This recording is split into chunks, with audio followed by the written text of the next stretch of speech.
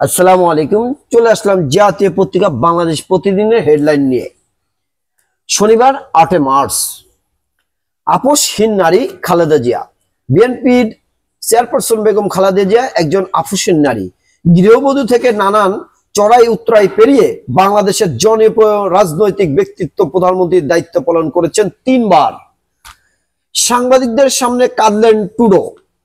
সংস্কার হতেই হবে।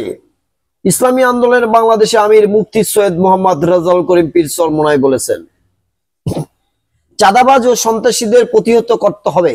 বিএনপির স্থায়ী কমিটির সদস্য মির্জা আব্বাস বলেছেন, স্বাস্থ্য শিক্ষায় ছেলে খেলা। রাজনীতি তদবিরে অনুমোদন। 15 বছরের মেডিকেল কলেজের হিরিক।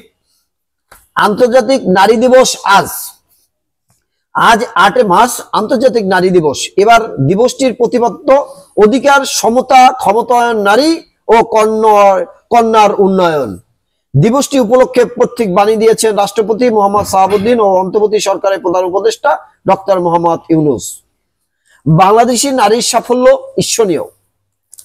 পরিবারের গুরুত্ব বাড়ছে নারীর। মির্জা ফখরুল ইসলাম, নারীর হেনস্থার প্রবণতা বিপজ্জনক। নির্বাচনে বিলম্ব মানবে না বিএনপি।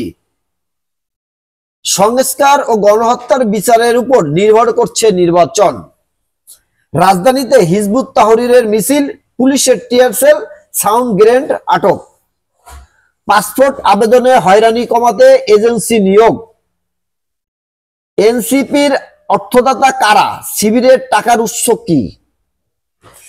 ঘরে বসেই পাসপোর্ট আবেদন জমা, ফি দেওয়া এবং হাতে পেয়ে যাবেন গ্রাহক। শেষের পাতা। ভোটার বাদ পড়া নিয়ে সংখ্যা। দৃষ্টিনন্দন বাঘাশাহী মসজিদ। আম বিপ্লবের আশা সাতক্ষীরায়। পথের ধারে শিয়াল কাটার মুগ্ধতা। গুটিয়ার সন্দেশ যায় ইউরোপ আমেরিকা।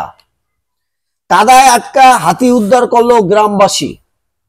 টানা 3 দিনের কর্মবিরতি ঘোষণা চিকিৎসকের।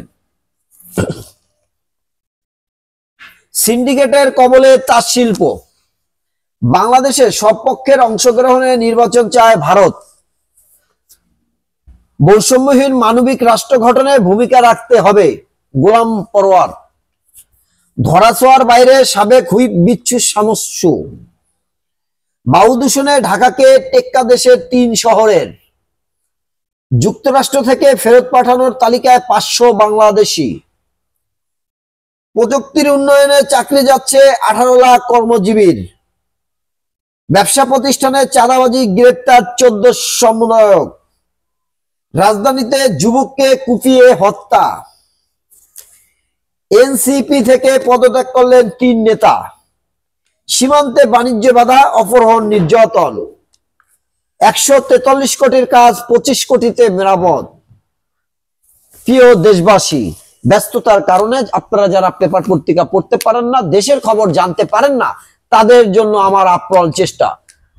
আমার এই চ্যানেলটাকে সাবস্ক্রাইব করে রাখতে পারেন। প্রতিদিন সকালের সংবাদ আপনারা পাবেন ইনশাআল্লাহ।